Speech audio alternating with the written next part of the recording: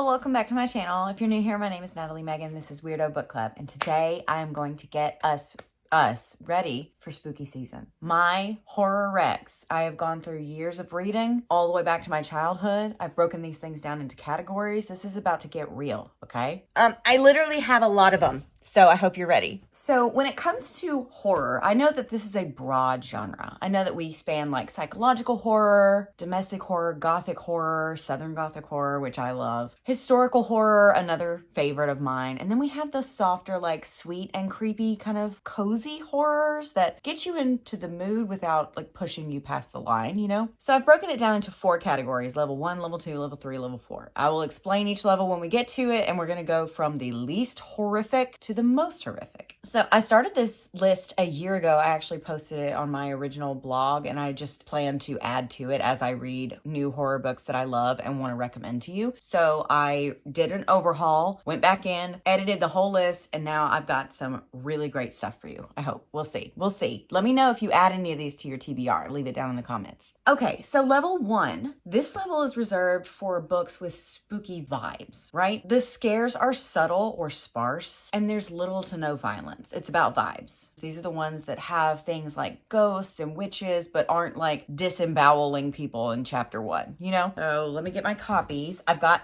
books. First, we have Scary Stories to Tell in the Dark. And honestly, these get a little creepy, but I haven't read them since I was a kid, you know? Not all of them anyway. Some of them I've read to my kids. This is a collection of short, scary stories. Some of them traumatized me when I was a kid, and others were just like, but I've always been kind of weird too. So I used to just read these for fun, not necessarily in spooky season. Spooky season is year round for me, always has been. But I couldn't not mention Scary Stories to Tell in the Dark. I felt like that would be inappropriate. Seance Tea Party by Raymina Yi kind of encapsulates what level 1 is supposed to be about. This is a middle grade graphic novel about a young girl who is in that age where all of her friends are doing like the cool cutesy stuff, and she still wants to be a kid and play pretend and have these tea parties and stuff. So she befriends the ghost that lives in her house who's around the same age as her. But what happens when she actually starts growing up and this girl can never grow up? It's got themes of grief and underlying things that people have to face, like part of growing up. And it's just gorgeous. Like, the illustrations are so darling. I gave this book a hug after I finished it, and I feel like it is the perfect representation of level 1. Spooky vibes, ghostly, paranormal stuff going on, but no big like jump scares, no gore, just spooky vibes and good times. I don't have a copy of this, but Murder of a Werewolf is the first book in the Brimstone Witch mystery series. No smut, no gore. Honestly, it has big Halloween Town vibes. If you've seen Halloween Town, you know exactly what I'm talking about. And I had so much fun reading it, and it's available on Kindle Unlimited. All of these are going to be linked below. I don't know if I said that already. I have a list to all these books on my Amazon storefront below. Next, we have The Witches by Roald Dahl. This is a book I read, or I used to before my kids got too cool for me. I used to dramatically read this to my kids every so often on Halloween or in October, complete with voice act outs. What am I, an animal? It's spooky, it's fun, it's a classic. I loved this book. I still do. Can't go wrong. The Ghost of Rose Hill by R.M. Romero is a novel in verse. It's written like a poem, so it reads really quickly, and it is gorgeous. First of all, let's have a moment. And it's such a sweet story about a young girl who's vacationing for the summer in Prague, and she discovers this abandoned, neglected cemetery, this Jewish cemetery. She starts cleaning it up, taking care of it, and she connects with one of the little ghost boys that lives there. It does get a little dark towards the end when the ghost boy kind of leads her down a path that might not be the best path for her. There's a lot of Jewish folklore and whimsy woven in. I really love this, and it does not hurt that this is a gorgeous cover. It just doesn't hurt. Ain't hurting nobody. Next is a classic Shirley Jackson. We have The Haunting of Hill House. I feel medium about this book, but it's a classic and we pay our respects, right? I guess. I also really enjoyed the parts of the series, the retelling, that I did not fall asleep during. I have insomnia, and it's difficult for me to stay awake during some of the things that I'm supposed to be awake for. And then at night, I can't sleep to save my life. It's a whole thing. But I did I felt like kind of meh about it, but there was a part in the book that genuinely really creeped me out, gave me chills. So that has to be respected, right? So I recommend reading this and watching the series. Another Shirley Jackson is We've Always Lived in the Castle. I liked this one a lot more, and I watched the movie too, and I prefer the book over the movie. The movie just didn't hit the same way that the creepy book did. It's a story about a family living on the outskirts of a town that seems to hate them, and you don't know why, but through the story, you kind of figure out like something dark really happened in that house, and they kind of have their suspicions and their,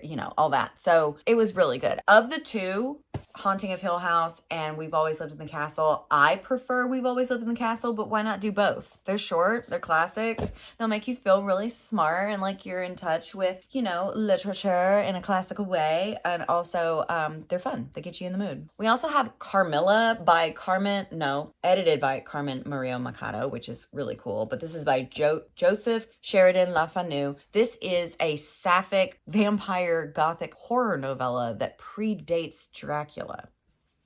Yeah, I'm gonna read that. What Stays Buried is this. Oh, this book is too precious. I cried. It was spooky. It was, but it was sweet. There was a young girl who can see ghosts, but on her 13th birthday, which is rapidly approaching, she will no longer be able to see the ghosts, right? And kids start going missing. The clock is ticking. She doesn't want to say goodbye to family members that she loves and has lost and can see right now. It's a great little story about grief and growing up, and I loved it. Oh, so I have a copy of this, no clue where it is. The Seance by Joan Laurie Nixon. I read this, a dozen times in 8th grade when I found it in my school library. It is about a seance, you guessed it. A group of friends has a seance. One of the girls goes missing. It's very 90s. I don't even know if it was made in the 90s, but I read it in the 90s, so it's very 90s to me. Spooky, and it's a really good one for setting the mood. Speaking of classic 90s books that I read in the 90s that just really, really set the scene of what's about to happen. The Fear Street collection by R.L. Stine. So these were like Goosebumps books, but for older kids. Instead of like a carnivorous plant attacking your home or a weird sentient puppet that comes to life and terrorizes your family, we have more realistic horror things. Like a new boy comes to town, but is he who he seems to be? A nightmare weekend when this girl goes to visit a college. What could possibly go wrong there? Literally everything. College was a nightmare. Which started out as a fun, harmless prank phone call thing. Turns into something darker when someone keeps calling and the voice on the other end isn't one they recognize. Who could it be? I tore this series up. I have like 20 or 30 books in my collection. They're all really fun. Low stakes, but good times, good vibes, spooky. I love the Fear Street books. The Legend of Sleepy Hollow by Washington Irving. Is that his name? Yeah. I don't have a copy of this either, and it's probably because I don't love it. I didn't love it. It read like one long run-on sentence, and it's a classic, so what am I to do? Who am I to call and complain to? No one. But I cannot escape the fact that the Legend of the Headless Horseman and Ichabod Crane has me in a death grip chokehold. I love that story. I read all of the retellings. Karina Halley has a good one that I plan on putting on my spooky TBR this year. It's a classic. If you're looking to explore more classics, but you're trying to be spooky with it, I recommend it. Just know going in that it's a little challenging to get through just because it's not great. It's not well written, in my opinion. That's just my opinion. No one cares about me. Who asked me? No one. And he's dead, so he doesn't care. But anyway, it's on the list. I'm in Love with Mothman by Paige Lavoie. I met Paige at BookNet Fest 2022. She's so precious, and so is her book. Her book is darling. I have a copy of this too, but I don't know where it is. We read this for book club. It was cute. It was a little spicy. Didn't expect Mothman to show up, but it did. It rose to the occasion.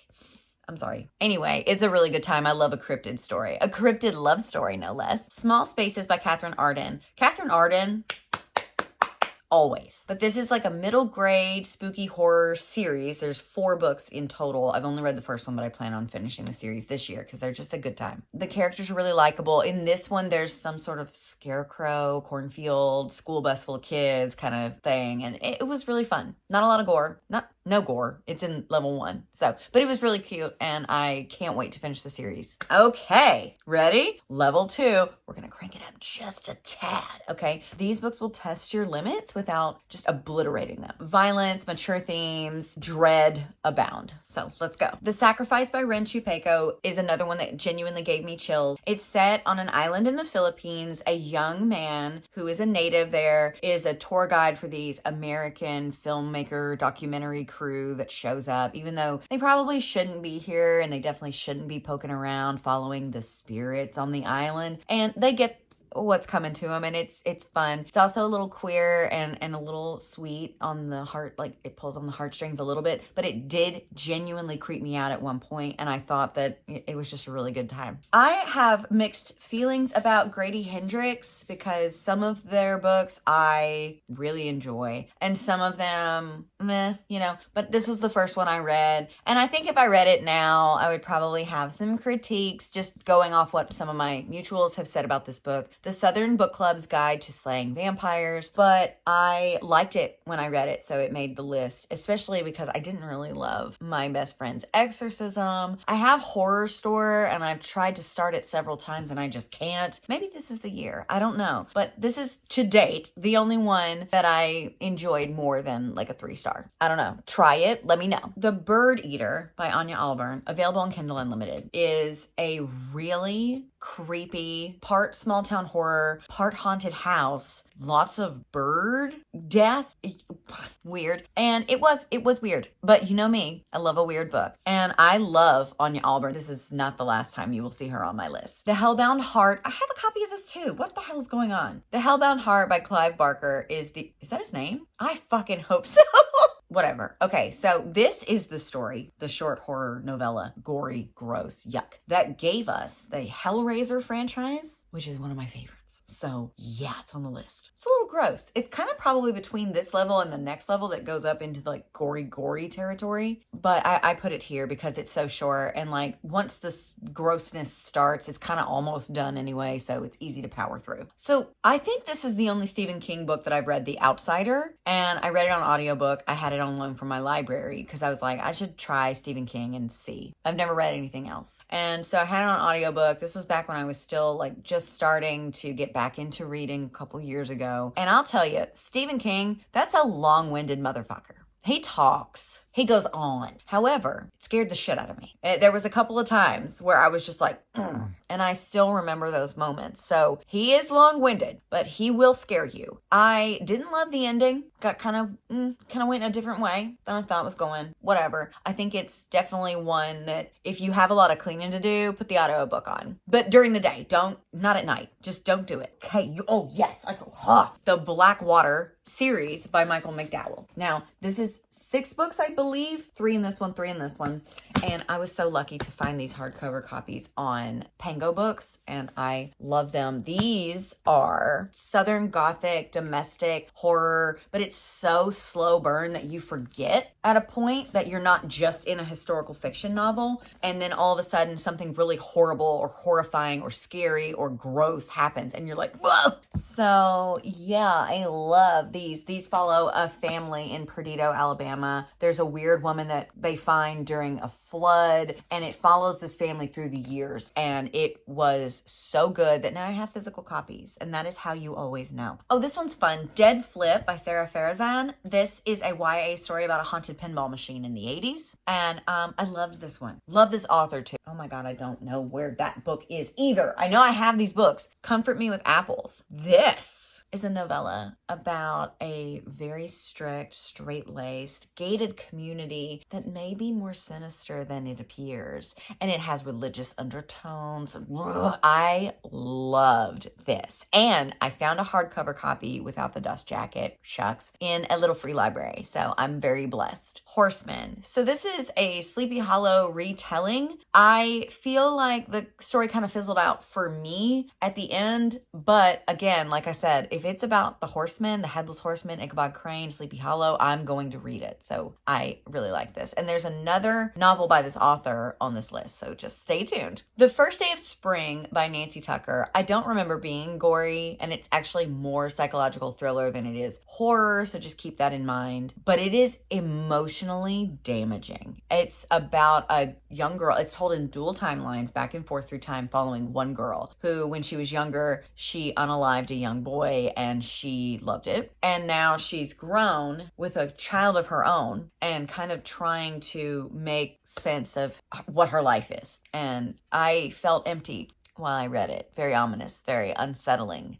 Great book. Great book. Bird Box by Josh Malerman. I actually watched the movie first and I loved it, even though Machine Gun Kelly was in it. I mean, you can't win them all. But I thought both the book and the movie pretty solid, pretty scary and gross. Like the concept of a monster that can cause your death just because you set eyes on him. It's terrifying. And it's available on Kindle Unlimited. I highly recommend reading the book, watching the movie. Both. Do both. So after Bird Box, I wanted to read more from Josh Malerman and I read Incidents Around the House with book club this past month. And we haven't had our meeting yet as of filming this, so I don't know what everyone else's takes on it was. I was keeping up with most of the discussion as we read, but just, you know, once you finish a book, I feel like all that stuff comes together. So I can't wait to hear what everybody else thought. I'll tell you what I thought. Three stars. I didn't love the way it was written, like the writing style. And if you have it, you'll see. And I also just didn't love where we went. It was weird. It was weird. And I like that. And I think that it was very creepy at times, but it's about a young girl who has an entity living in her closet that keeps asking to go into her heart. Yikes. Yikes. Very scary premise. So give it a shot. Let me know. And if you read Bird Box and Incidents Around the House, let me know which one you like better. Black Sheep by Rachel Harrison. It's pink. So I bought it because it's pink, but I also bought it because it's culty. It's a domestic culty horror novel about a girl, 20-something, that goes home to kind of face off with her weird as fuck family. And yeah, things get a little dark, a little predictable, but it's fun. And what do I always say about a pink book? Even if you hate it, you still get a pink book. The Girl from the Well by Ren Chupeco is another one that I really enjoyed. I didn't get a lot of it because I think it was like one of those times where I was listening, but I wasn't hearing, you know what I mean? So I was listening to the audiobook, and this is about a young boy who has this like really vengeful, ominous spirit attached to him, and he's trying to figure that out. So it was pretty dark. It gets a little grim and scary and gory, but not too bad. Vampires of El Norte by Elizabeth Cañas. Historical horror with vampires and a touch of romance.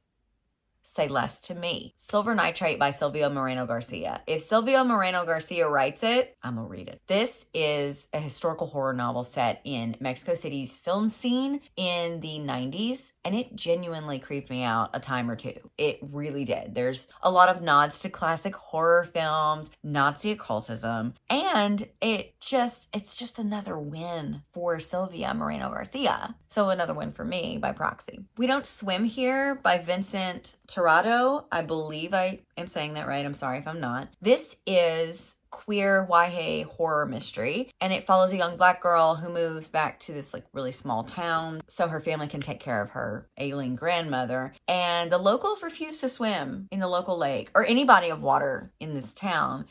And she is determined to figure out why, even though it might not be the best idea to keep pushing because she might be in danger. But it was great. It was great, and I definitely want to read more from this author. Oh my god, it's time. Is it?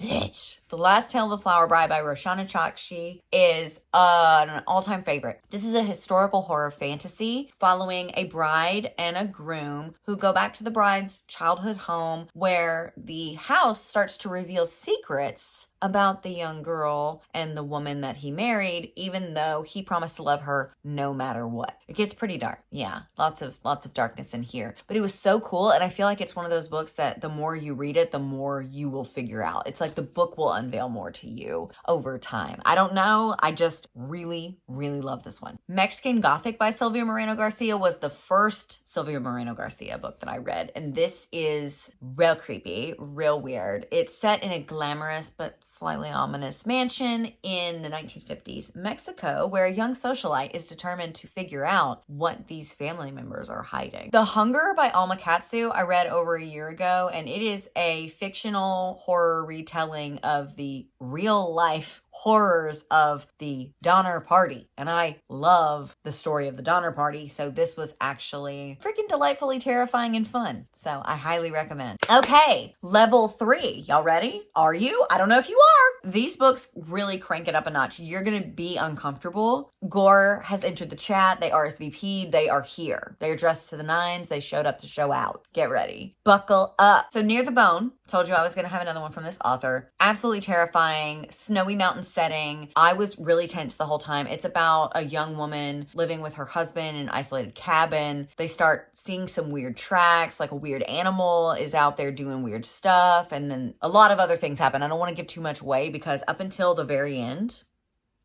Anya Alburn is back with Seed. This is a demonic possession horror novel. A family curse, demon possession. I don't know, but this was the first Anya Alburn book that I read, and now I am going through her entire catalog. And it's available on Kindle Unlimited. Now, I know I have a copy of that too. The Shuddering by Anya Alburn. She's back. And this one, Dire Circumstances in an Isolated Snowy Setting, my fave. It is about a group of friends. They've kind of like drifted away from one another, but one last hurrah at this snowy mountain cabin before they all start going their separate ways and living their lives, you know? But there's something in the woods.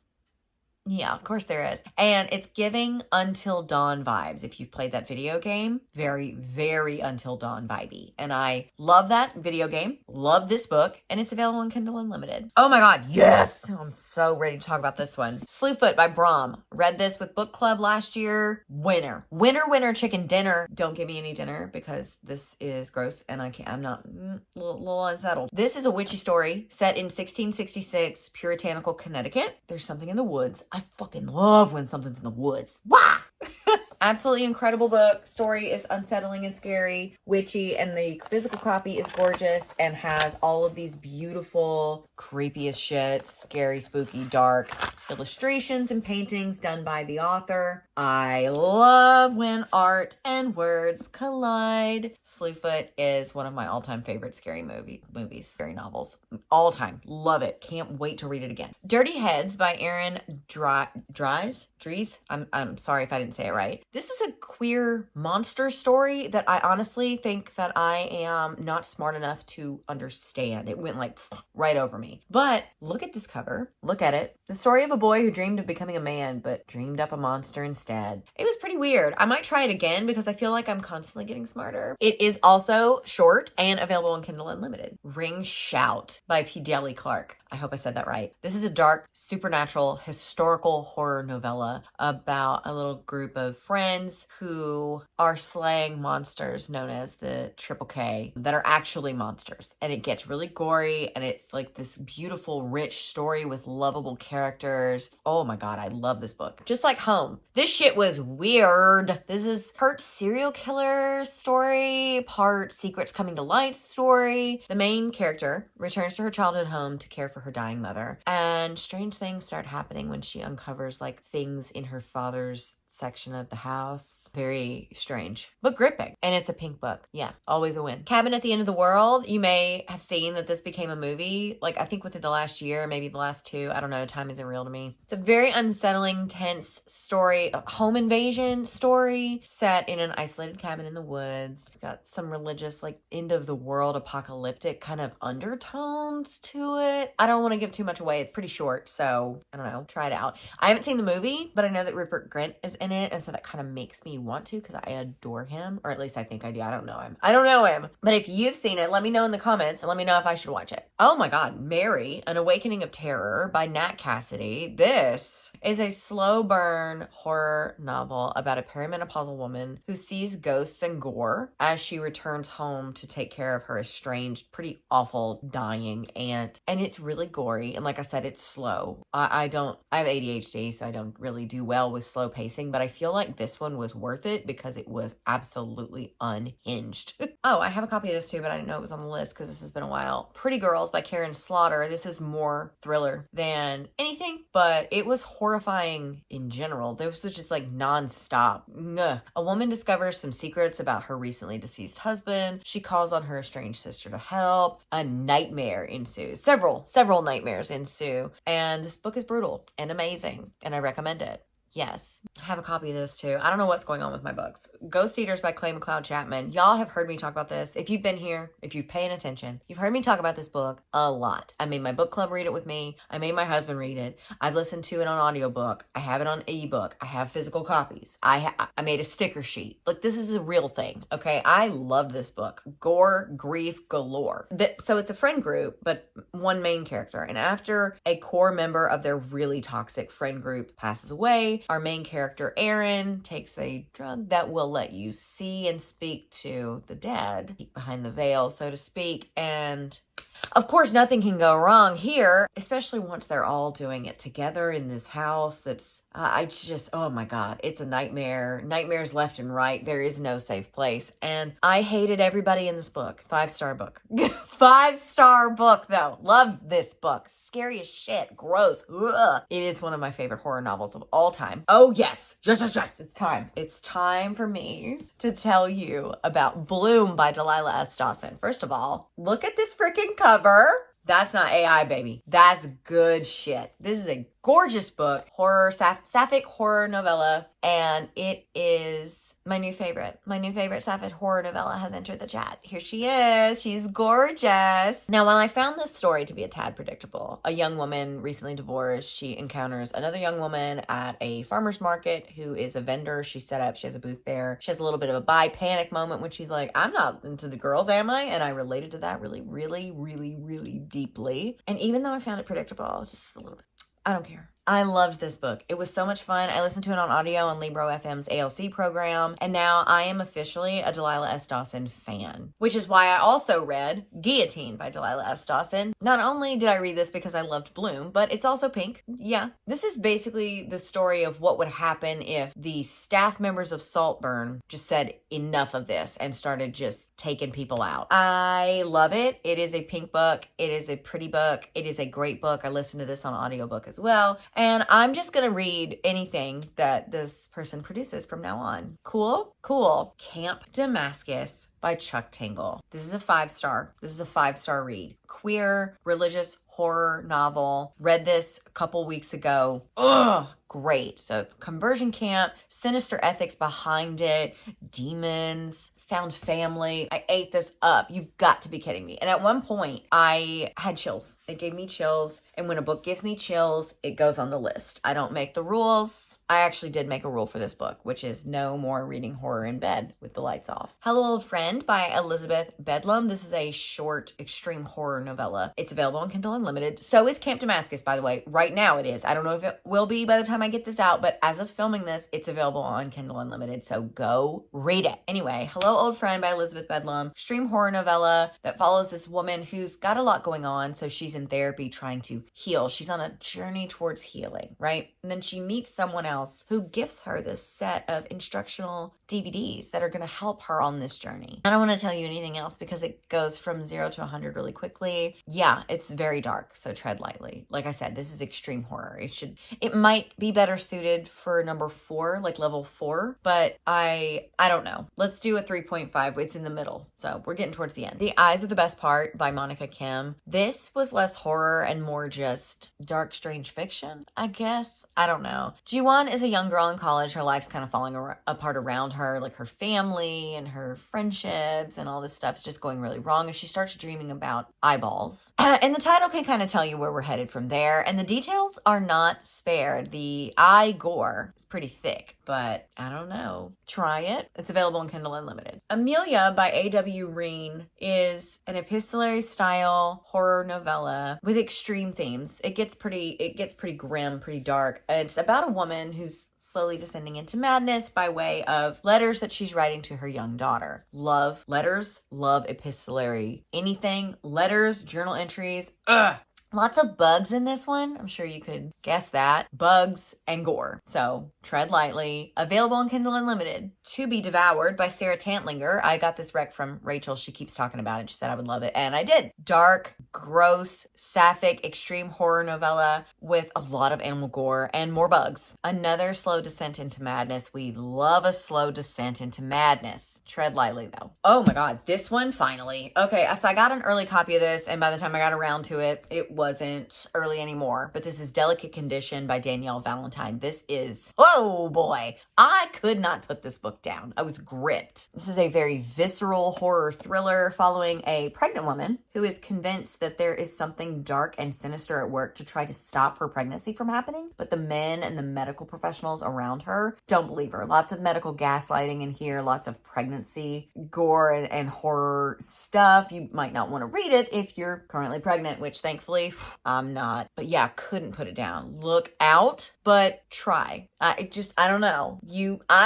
And it's available on Kindle Unlimited. This is such a polarizing book. We read this in book club. This is Between Two Fires by Christopher Buehlman. And while I like it, there were some stuff that I would have changed. So it's like I don't know. I still really like it. It's one of those 3-star books that I would recommend because I want other people to experience it and I want to see what you think about it. So this follows a disgraced knight during the Black Plague era. He encounters a young girl who's the sole survivor of her plague-stricken village and then kind of set off on a quest together. And I wanted more from their relationship and I wanted more from some of the storyline and plot elements, but there were some genuinely creepy, weird as fuck sections of this book. And I really want to read more from Christopher Buehlman after this. The audiobook is fine. It's good, but the author himself narrates it on his YouTube and I've linked that below if you're interested. I also think it just needs to be said that anything that has the Black Plague in it, I want to read it. So if you have Black Plague horror recommendations for me, please, for the love of God, drop them below. What Kind of Mother by Clay McLeod Chapman. Now, this one I did not love in the same way that I loved Ghost Eaters, but this is another deeply unsettling Southern-ish horror novel. I think it's set in Virginia, and I don't know where Virginia lies. I think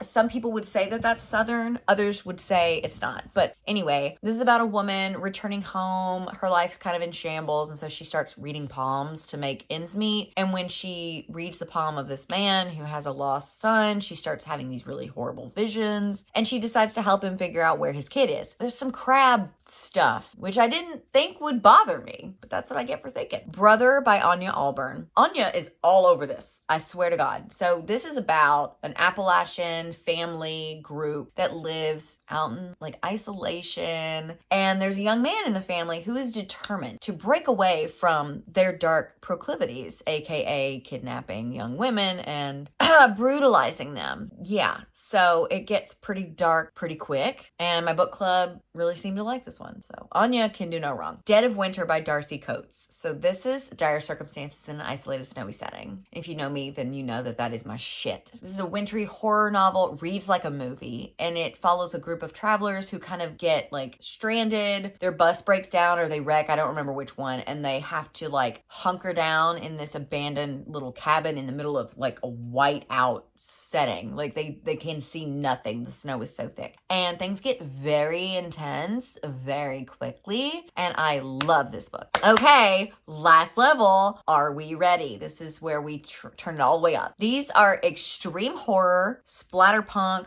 gore-soaked books. They are not for everyone. So if you read one of these and then you come back here to yell at me, I'm telling you right now, this might not be for you. Everything is turned up to an 11. I wish you luck on your journey. Dead Inside by Chandler Morrison. This is...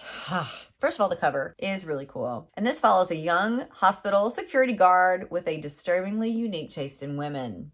And a maternity doctor with a horrifically unusual appetite.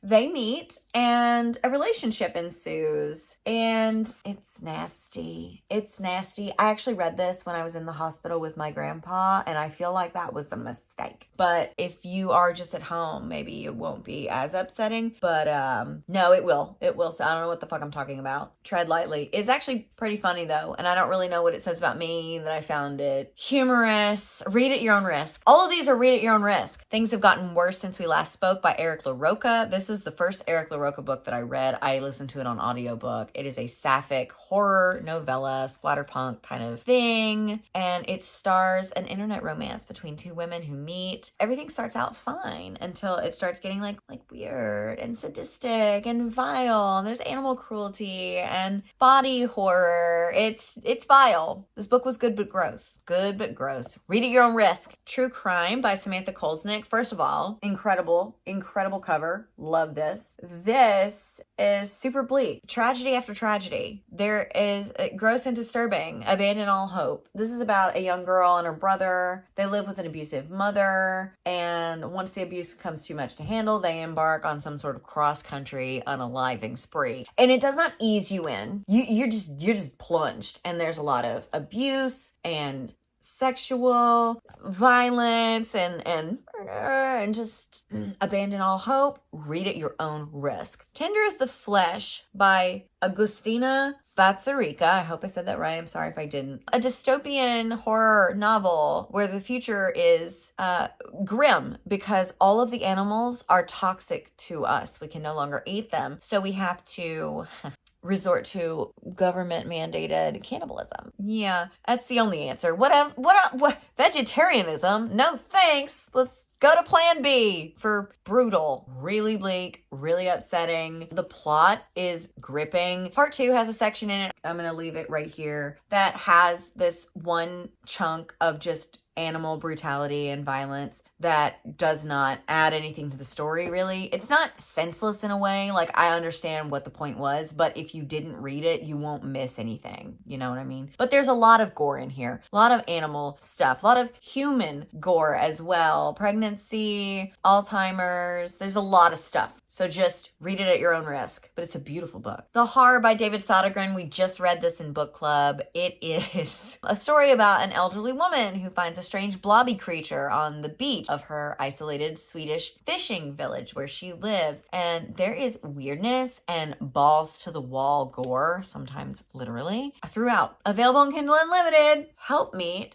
by Nabin Ruthnam. I hope I said that right. I'm sorry if I didn't. This is a domestic extreme horror novella that reads like an episode of the ABCs of Death. Did you see that show? Don't watch that show. I don't watch it. There's a sick man whose death is imminent and oncoming quickly, and his wife is there to take care of him until the very end. A lot of medical gore and body horror with this one, and there's a weird twist. Read at your own risk.